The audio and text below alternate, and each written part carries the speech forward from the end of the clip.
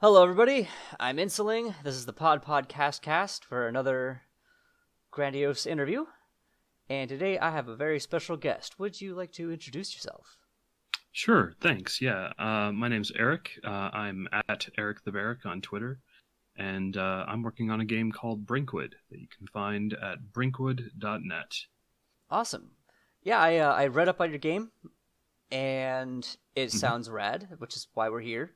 I like Thank to, you. yeah, I like to find people who are doing games that are interesting, seem to be using, neat systems, and just get them on and start figuring out, I want to pick your brain. Hmm. I want to figure out where all this came from. Awesome. Have you published anything else as of yet?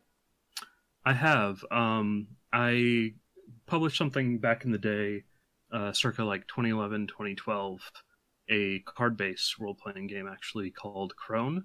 Okay. That was on Kickstarter. It was about witches and magic and the Dark Ages and that sort of thing. And I kind of took a break from the tabletop scene after that, and uh, now I'm back. Not so much with a vengeance, but more um, with joy in my heart. Well, I'm glad to have you here. Hmm. It's nice to have people who are excited about the hobby, and man, I love actually getting to talk to people who are making the things that I might one day hold, so I can brag to people. Oh, hey, I talked to them once. Yeah, yeah. I It's a lot of fun getting to talk to people about my games mhm. and just about the hobby in general, because so often we kind of are kind of siloed in our own little design spaces or our own little play groups, and it's great to get other perspectives and just talk about this stuff. Oh, I definitely hear that. So, Brinkwood, Hmm. how would you like to pitch it? Let's say I'm in your group and I'm bored. I'm playing on my phone, and you come to Hmm. me and you say, "Hey, I have an idea." And I put my phone down. Hmm. What do you do? Well, I always start with it's like Robin Hood versus vampires, and if that catches your attention immediately, we're in business. If I need to tell you on it a little bit more, I'll tell you it's about drinking the rich.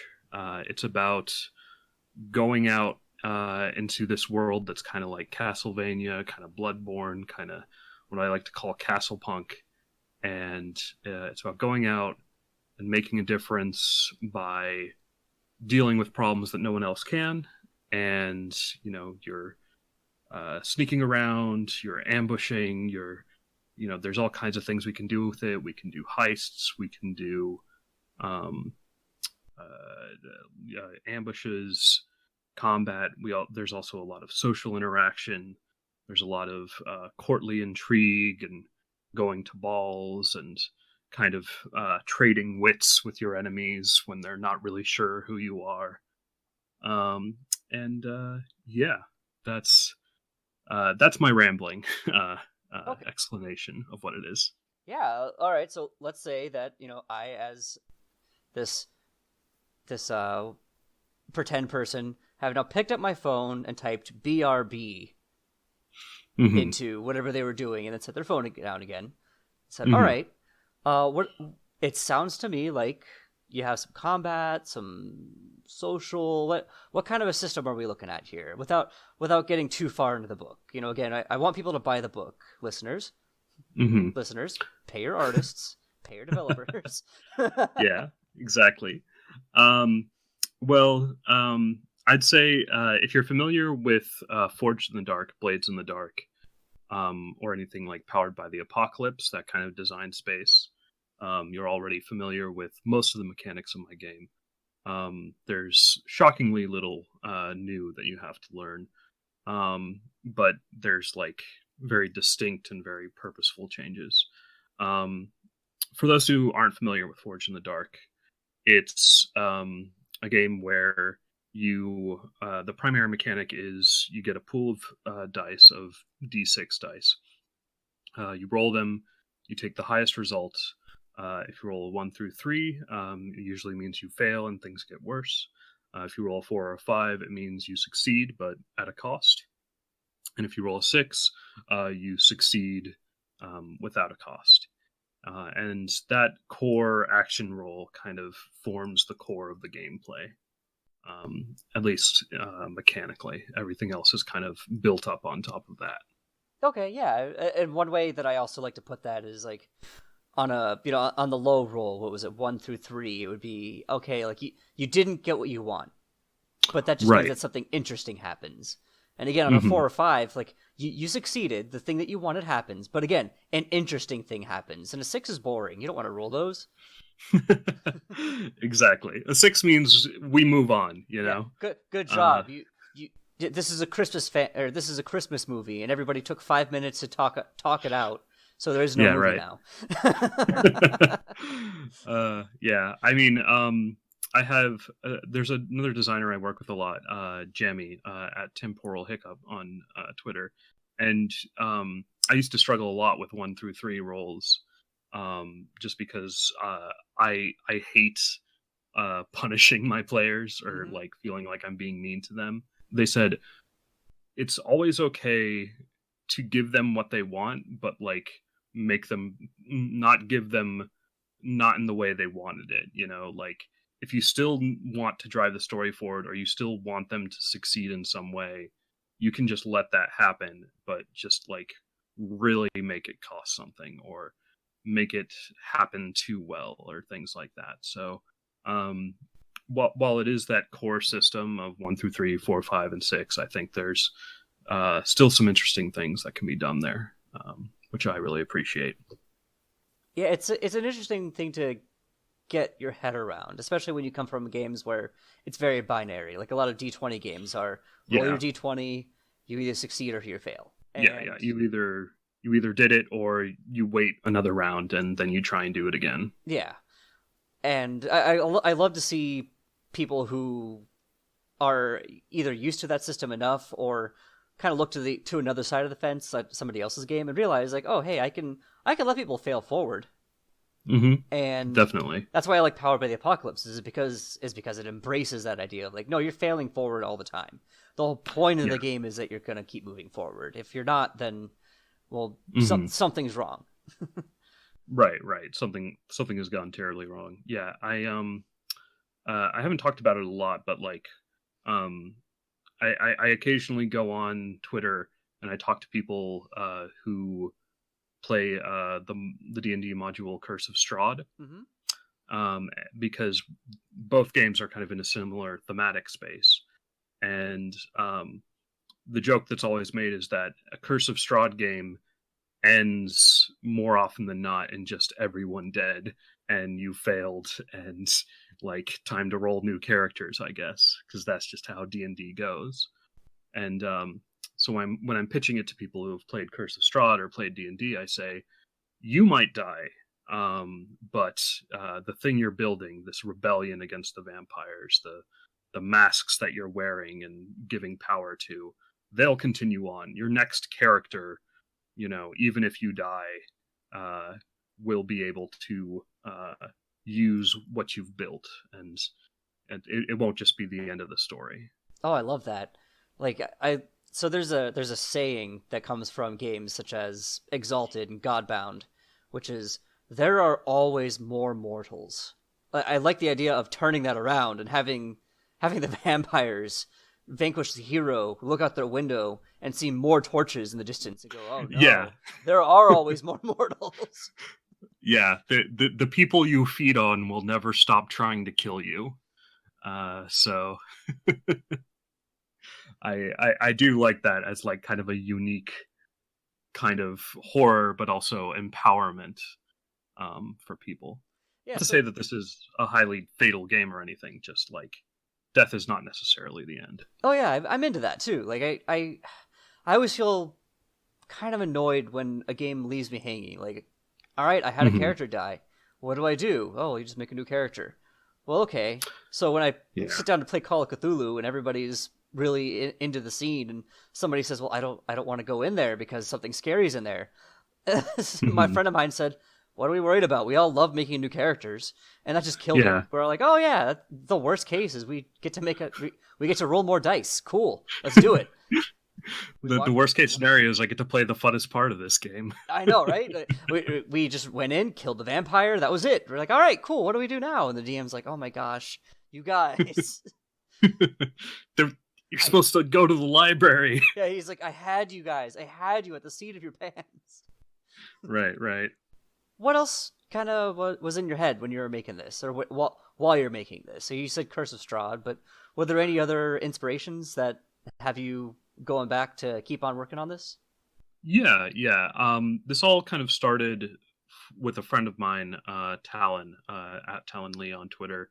And he was telling me about a game that he had pitched to some friends of his that they ended up not going through with, and it was just like that core concept of Robin Hood versus vampires, and like it didn't work out for him, but like it stuck so deeply in my brain that I had to keep coming back to it.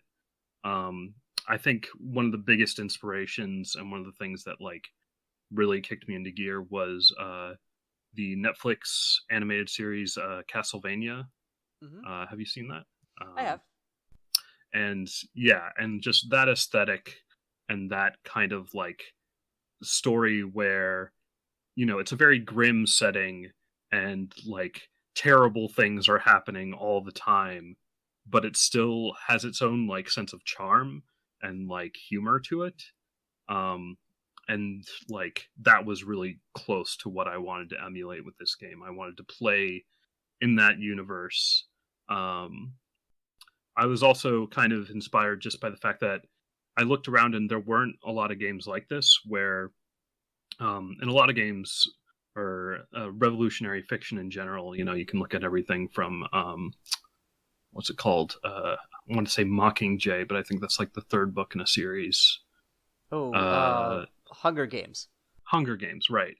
Like whenever you see a revolution in fiction, and a lot of times in games, it's always pitched as this thing of like things are going to get worse no matter what you do, or like you will eventually become your oppressors, and like everything's just going to get worse all the time. And I really wanted to play in a game where that wasn't the case, where pretty much no matter what you do, as long as you have your knives pointed in the right direction, you're going to make the world a better place, and you are going to just by following the mechanics start building something better. Oh boy, I would love to talk politics with you someday. Well, that day might be today because it's kind of a political game, but Really, yeah. I'm not really seeing the similarities here. Maybe I you mean, could. it's a very centrist game. I mean, all I'm talking about is drinking the rich. Yeah. No one says we're going to eat their eyes. I think I'm a moderate, frankly. Oh yeah, yeah, yeah. I've seen Jonathan Colton live. If you ever get the chance, he's pretty great. I know, right? He does like a cruise or something, right? Yeah, my wife and I wanted to go on that cruise this year, but it's Mm. expensive and sold out, so not Yeah, that not a makes sense. thing. Hmm. Fair, fair. Yeah, it's a good time. I have a lot of conversations with people who, like to parrot movies and, like you said, like revolutionary fiction where they say, well, if you do that, then you're just as bad as they are, and I'm like, no, Mm. no, Mm. no. You 'Cause sure see, about that one? yeah, because see, Yeah. after I kick them out of power, I'll just feed people. Like I'll just not be a tyrant, guys. It's not that hard. I don't know if y'all know this. Like I don't know if you're familiar with Machiavelli. Hmm. I'm not either. I have not read his book, The Prince, but I've heard a Hmm. podcast about it. Uh-huh. And yeah, is one of my favorite lines in it is if you become a prince through the loyalty of the people, then it is in your best interest to maintain that loyalty. And doing so Hmm. is very easy because people just don't want a tyrant. Yeah. Like, just don't do that. Just Just stop eating poor people, and they'll stop wanting to eat you. exactly. Yeah. I mean, like there's an argument to be made around like the restructuring of society that's required. Mm. But I think when you get down to it, the solutions are a lot simpler than it is in the interest of people in power to have us believe. So I definitely agree with you on that.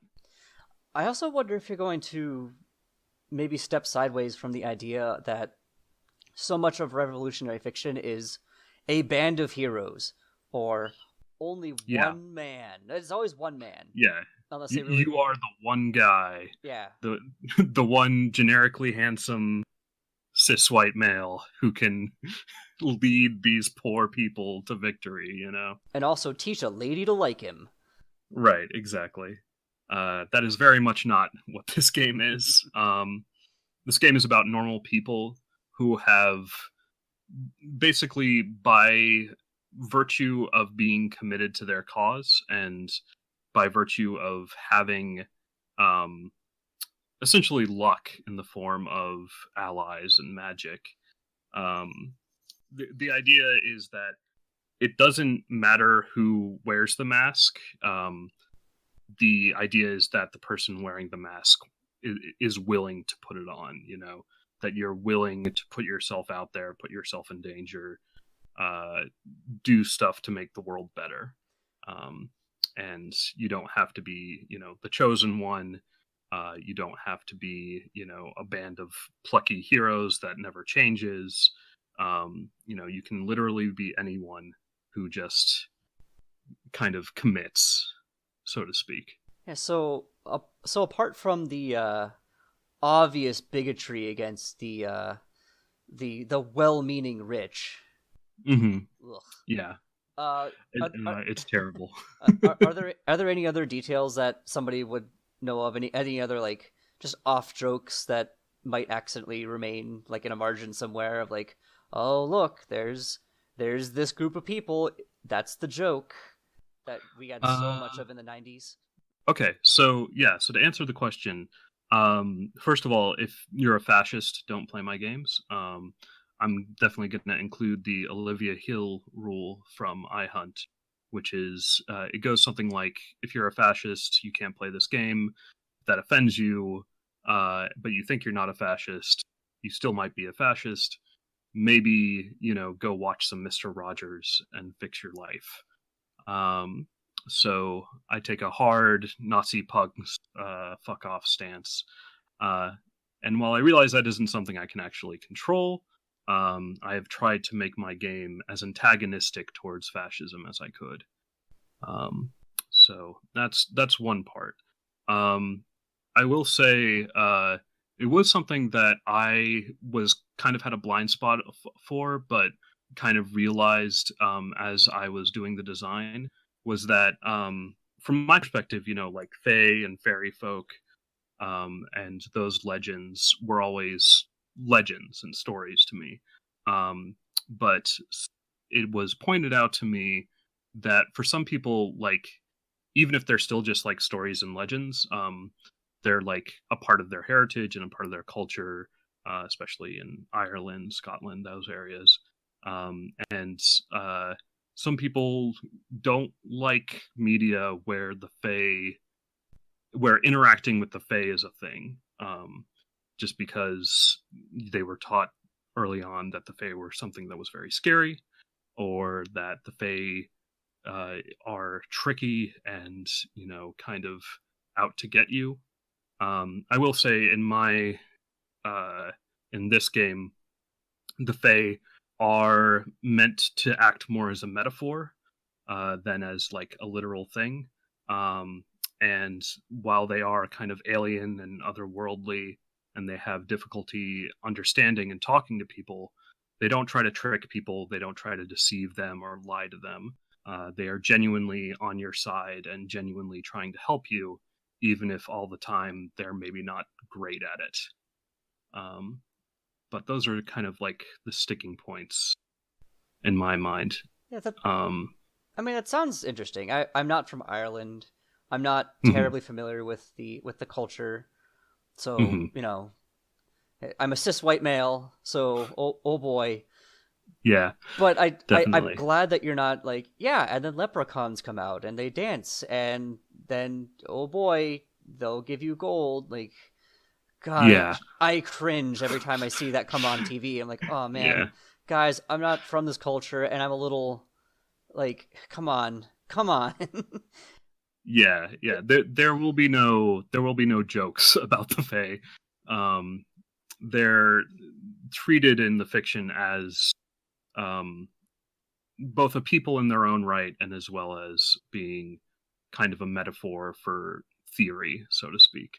Um, so I think we've kind of struck the right balance. I'd also say that, like, if someone's lived under a fascist or a pseudo-fascist government, um, there's definitely themes in my book that might kind of uh, give you pause. Um, I like to think that it's taking the power back, and it gives people a sense of empowerment, but that's not always the case. Mhm. Um, oh, the last thing I should always mention is that it is a completely redactable part of the book. Like, uh, anything in the book can be thrown out, anything in the lore can be thrown out if it doesn't work for your group. But in particular, I call out because it's set in kind of this industrial or early industrial setting. So you do have things like the industrial exploitation of children working in factories. I have it as like a background. They're called cog scampers, and the it kind of is meant to drive home some of the horror of what the vampires are doing and the horrors of capitalism.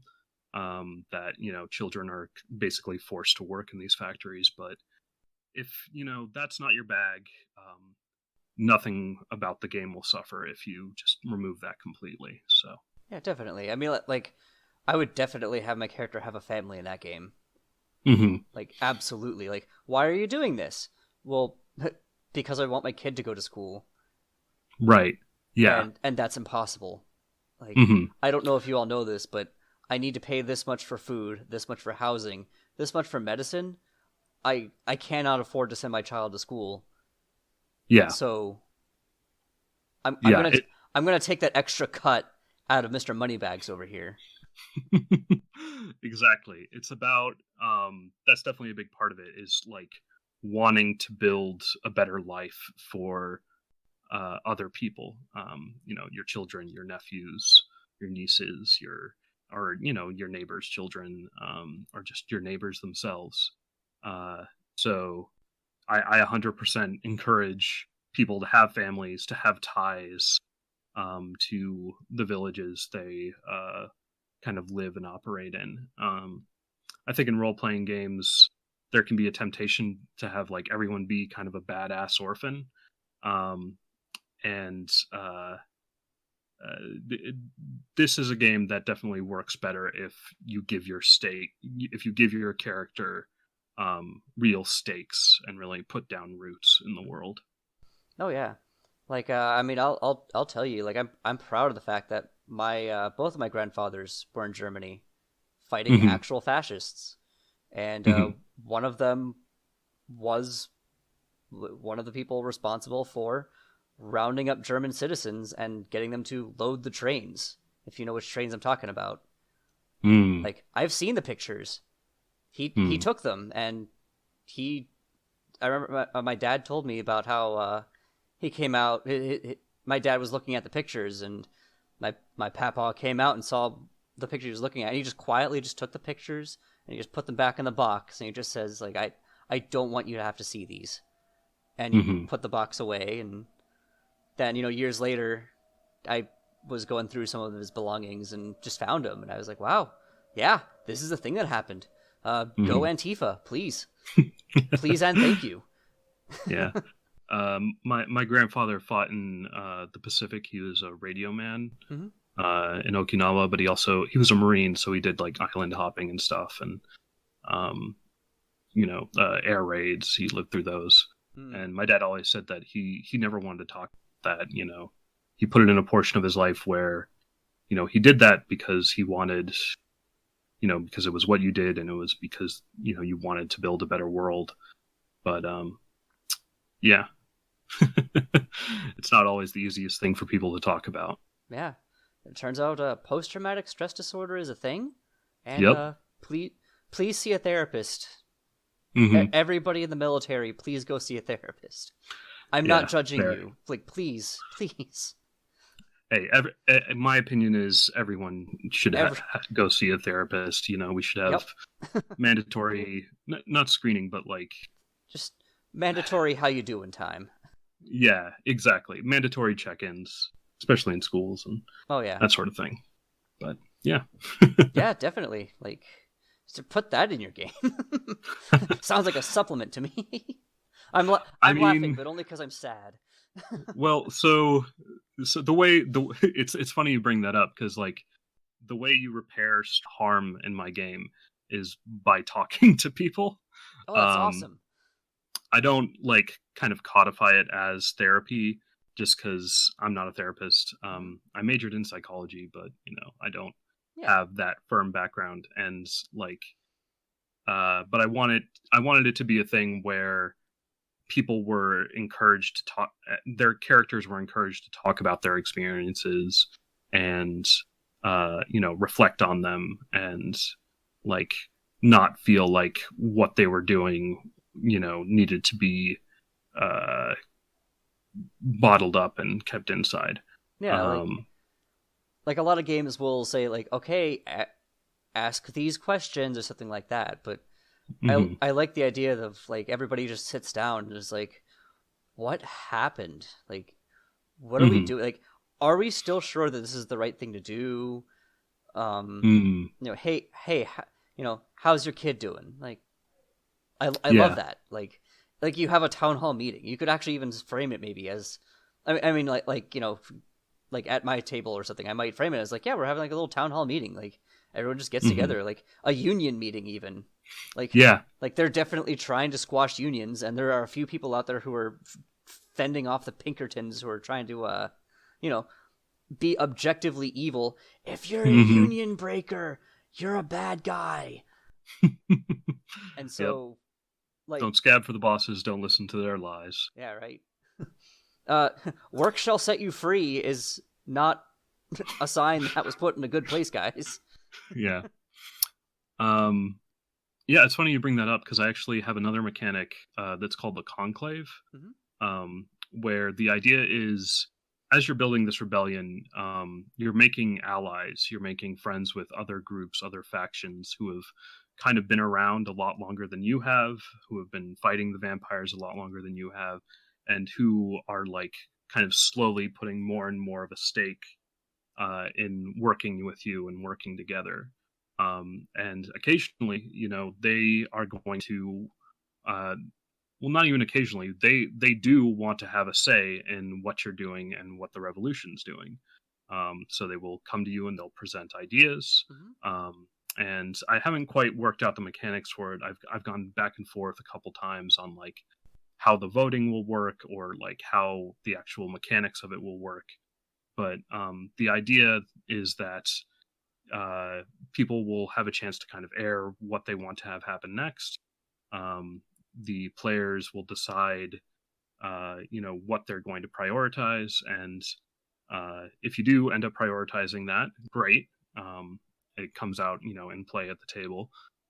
If you don't prioritize that, the main thing is that it is much better to tell someone no, we can't do that right now, than to say yes and then not deliver. Um, so that's represented mechanically as well. Okay, that's sounds awesome.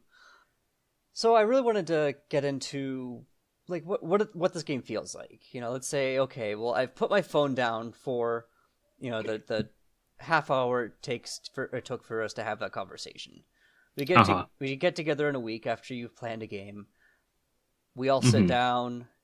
Like what would the game feel like? Like not necessarily like system wise necessarily, but Hmm. just like Yeah, like in terms of like how it feels to play. yeah, like I a would say, um, there's with any system, you can go in a couple different directions in it.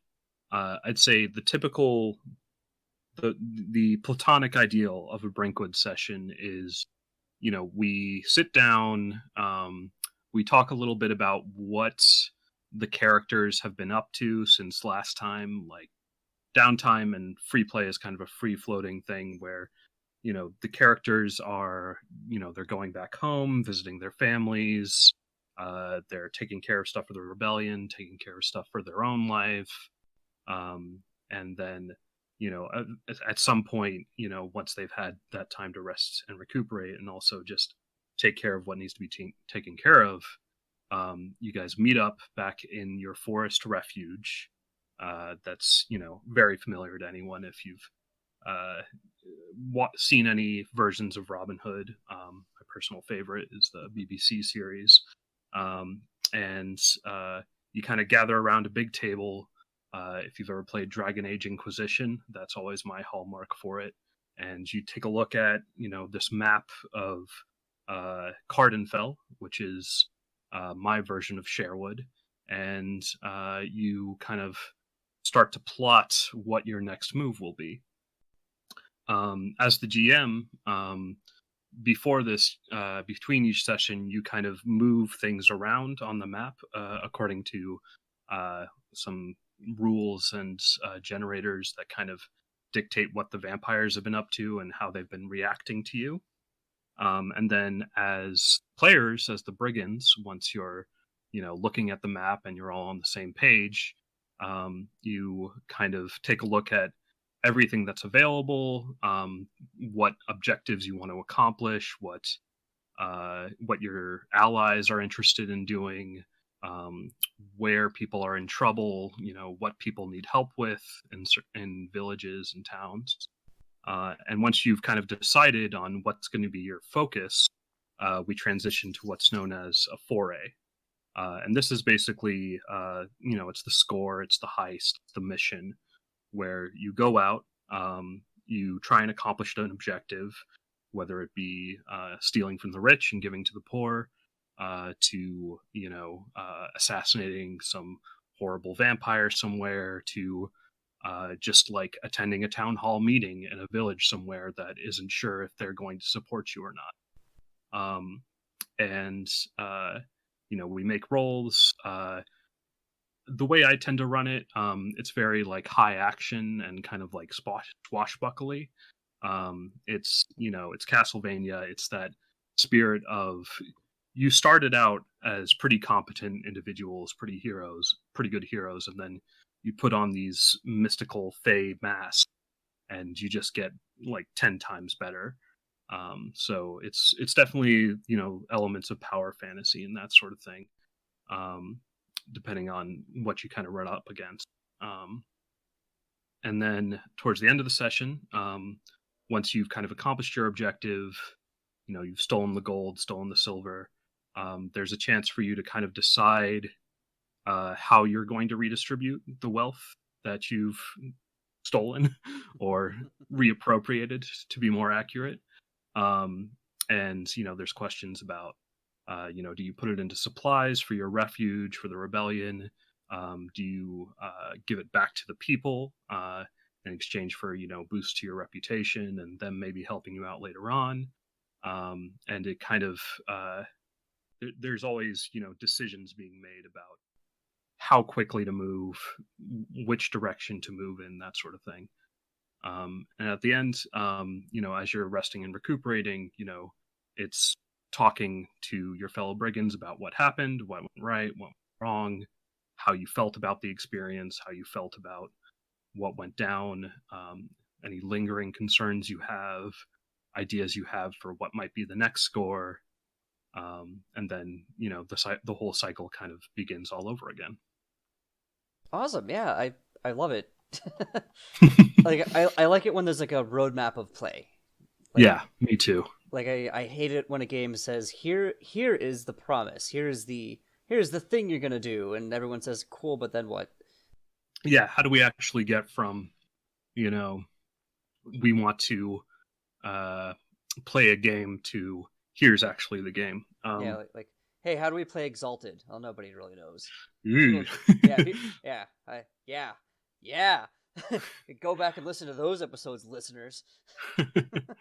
As a GM, I was always really big into this idea of like, um, there comes a time during the session, like once the players have decided what it is they want to do, and it's not the GM dictating, okay, you're going to go on a quest here because that's what I prepped. It's the players coming up with it.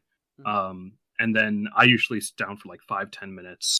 I brainstorm, a couple obstacles, a couple clocks, if you're familiar with Forged in the Dark terminology, and then it kind of just runs itself from there, which I found really enticing and really unique. And it took me a while to kind of like figure out how to get there and how to get to that, sweet spot of only needing like 5 or 10 minutes to prep in the middle of a game. You take a break, you go off, you do your prep, you come back, and you're set to go. Mm-hmm. But yeah, that's one thing I'm really happy about as a GM. Yeah. Are you going to be giving other GMs like tips on how to like a toolbox for how to set this Yeah, up? yeah. The two big features are the almanac, which I'm working on along with a number of consultants, where we really just give you an entire setting to work with. We give you all the monsters and all the vampires, of course, but we also give you all the towns, all the NPCs, all the um, different plots and schemes that might be going on, Mm-hmm. ideas for like how things fit together and what's defending them, and a bunch of generators for if you need an idea for something quick to throw in. I'm a big believer in doing all of the prep you need for a campaign at the start of the campaign, because that's when you're really excited about it. um, and while I do um, like kind of crafting my own worlds when I GM, I know it's kind of a lot to expect of someone, especially if they're not sure they're even going to play your game for more than one session. Oh, definitely. So I give everyone everything they need to start, and hopefully to play a full campaign, beginning to end. Um, and that's another thing I really like about it, is that there's a very clear end point and a very clear end goal in this game, and there's like a roadmap to get there over the course of a campaign. Yeah, one of these days I might go off on my manifesto of why I feel like leveling up is bad for role playing games. Yeah, yeah. Yeah, like What is it called? Like anti-Sisyphus? yeah, like hey DM, I know that you spent all the time to make all the NPCs for this game, to come up with all the story. I know that you've been role playing like 30 different characters tonight, but I'm really gonna need some XP if you want me to come back next session. I get some RP, I get some roleplay experience, right? Like Right, exactly. gah. Yeah. I still have some leveling and other things like that. But I really hope that the draw isn't that your character becomes more powerful, it's that your rebellion, the thing you're building together, becomes more powerful. There's actually like kind of fixed power limits on characters, and Hmm. you hit them fairly quickly.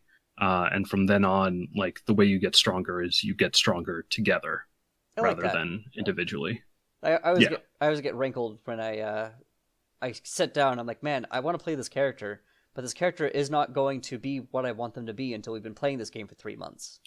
yeah, that is 100% something I strongly disagree with in other games. Like, no one plays past level one, is what I always say. Like, you cannot assume that people will put up with your nonsense for like 4 sessions. So it's like, no, you start competent. You can kick it up a notch right away just by putting on a mask, and you get better for a while, but you hit kind of max power pretty quickly. And then the choice is like, if you are that kind of person who like gets a big kick out of like character growth and that sort of thing, you can kind of retire the character, have them become a leader, have become an advisor, and like start a whole new one over again. And kind of Uh, if you enjoy pushing up the rock, I will not stop you from pushing up the rock. But you will get quickly to the top of the mountain. You said to have them become a leader.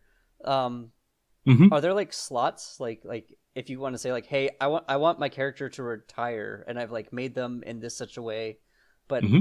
I want to play a different character, but instead of just killing this character or having them disappear, I could say, hey, I'm going to have them go and become this factory's union leader.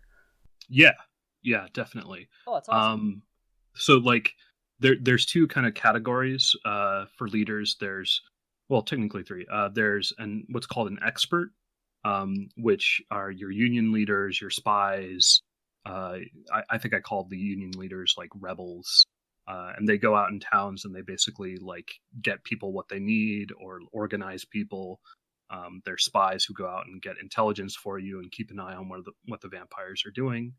Um, and so you can have your character transition to kind of that role of being like, I'm so much of a badass, I'm not really in a team anymore. My strengths are more me being out in the field. Mm-hmm. There's also something called cohorts, which are basically like kind of little groups of people. What's the right word, because it's not quite an army. Gang isn't really the right descriptor either. It's like a brigade, Okay. so to speak. And you can and they start at a certain power level, and you can train them, and you can send them off on their own missions to do stuff. But you can retire a character and have them lead a cohort, and have it be that their kind of wisdom and experience in a leadership role or in an advisorial to that cohort, gives them a bonus whenever they roll or whenever they try and do something for the rebellion. Oh yeah, I can't Definitely. wait to kickstart your game. which which I mean, I've only interviewed one other person, but I did kickstart their game as like kind of thanks for coming on and doing this interview, but also because I like to put my money where my mouth is, especially when Right. I have some to spare, and Hmm. I know we all need help, we all, especially Yeah. like artists, like art Yeah. takes time, art takes a I lot of energy, and I've I've started and stopped 3 games myself. one yeah. one of which I got about 80 pages in. I was like, Ooh. I don't I don't know if this is fun, guys. Yeah. Yeah. There's that. I've definitely been there. Yeah. I appreciate you saying that. I mean, whenever I'm pitching this game to people or talking to people again about it, I always say, I understand if this isn't your game. Like, I understand if this isn't a game you want to play. If for whatever reason, this isn't your bag. Um, I don't mind if you never play the game, if you never back the game. What I will say is just please talk about it, especially if it is your bag, because you never know.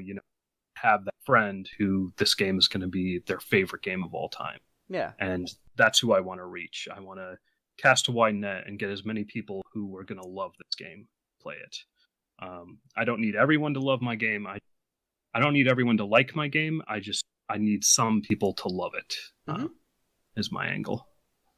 Yeah, and like I bought iHunt, so I'm definitely in. I Hi, I'm your what's it called? Your My viewer. Your demographic. Yeah. Hi, I am your demographic. Hmm. Yeah, you've already bought the sequel. Is what we joke with iHunt. I'm a hungry millennial who needs medicine. Awesome. Yeah, Live is great. The San Gennaro co-op is great. It's a real privilege to work with them. And iHunt is wonderful as well. So, is there anything that you Okay. wish you could have added in that like you just either haven't found a place for yet, or that you just had to chop off? I'm kind of in that phase where I'm doing editing now. I've left some stuff on the cutting room floor already, where like I was talking about earlier, I like to build tool sets. So like originally it was when you started playing the game, you would build your own like world essentially and populate it yourself with a bunch of random tables and things like that. And it had all these, very detailed rules and, kind of schematics from a world building perspective. And it got to the point where I was like, I am the only one who understands how to use these rules. And also, most people will not be bothered with this level of setup for a game. So that kind of had to fall to the wayside, but, might come back in a blog post or something. The other big thing was when I started putting it into the other hands of people to GM. Originally, my rule around what happens between sessions and what the vampires are doing was like a game in and of itself. Like it was practically a board game where like you would spend resources and you would move units around, be like tokens and things like that. And like I love that stuff. But I very quickly realized that everyone else GMing the game was like, this is too much. I'm not going to bother with this. I'm just going to make up what the vampires are doing, and that'll be fine. And I had to kind of be like, okay, kill your darlings, cut what needs to be cut. And I managed to trim it down to a thing where it's, you've got a couple different choices that you can make depending on how in depth you want to go. And it also like goes a lot quicker. It goes a lot cleaner. It's not as you arrive at the same result, but through less complicated means. There's no more spreadsheets anymore. There's no more like keeping track of tokens and that sort of thing, which I enjoyed, but no one else did. I almost love the idea of a supplement where everybody gets to play as the vampires, but not in like not actually like not like role playing them, but like as a macro level, like what you were just talking about, where like you're moving the pieces around. But the thing is that if you move too much wealth into one area, that vampire gets really powerful and is really difficult to deal with. Whereas if you kind of play to let you win, then you can't actually get enough resources to feed your family because they're just leaving. Like, congratulations, right. You've become Detroit. You did it. You got the vampires to leave, but they took everything with them. Right, yeah, that's the whole thing. Yeah, and there was like this other metagame that like I was toying with for a while where essentially you would, at some point the players would take over the role of the factions, and like you would not just be playing a character, you would be playing kind of an entire faction within the rebellion. And like you would be doing your own like strategic level metagame nonsense. And again, I kind of had a come to Jesus moment where I was like, again, like I can barely get my players to like care about the XP system such that it is between sessions. Like they're not going to invest in like this whole other metagame on top of it that like only sometimes comes out in play. So yeah, the boy, like time is valuable.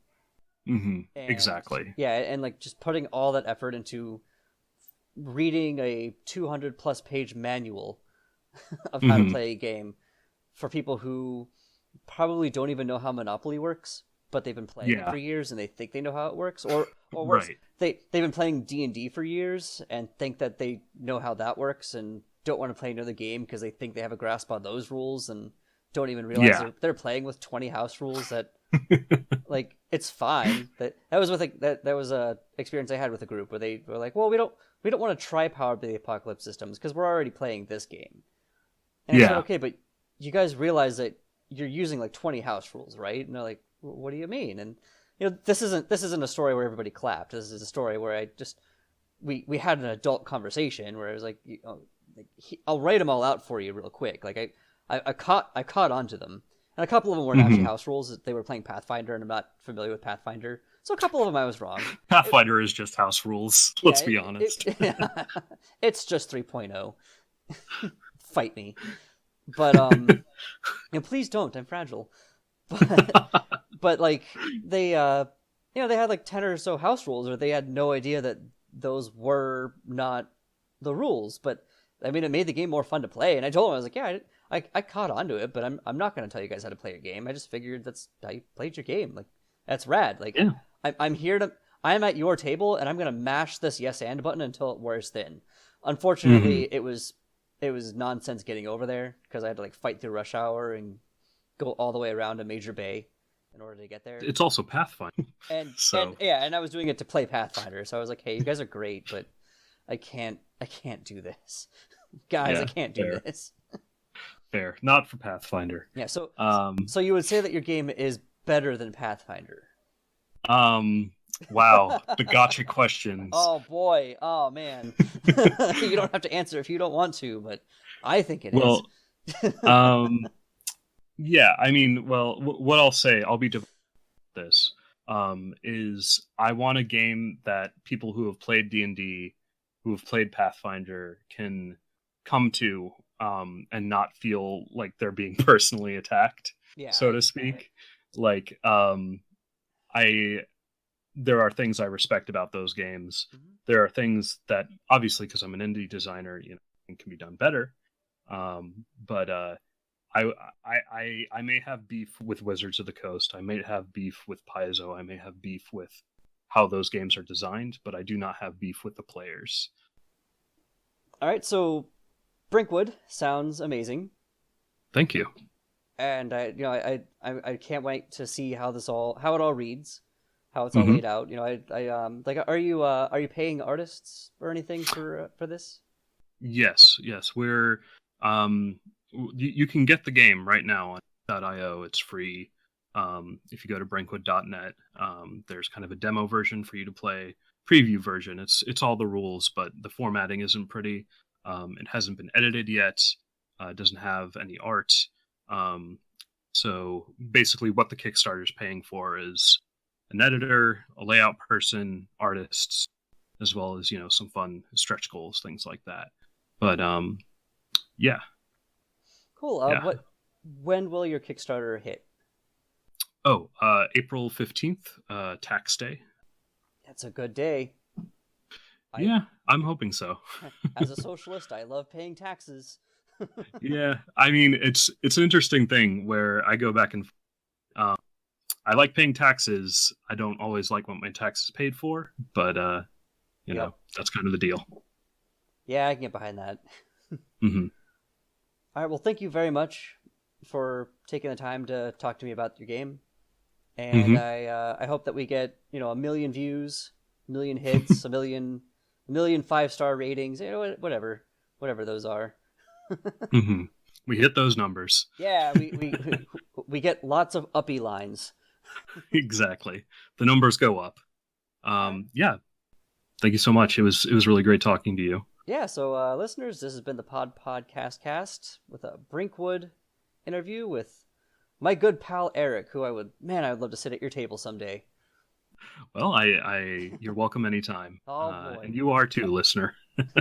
All right. Take care, listeners.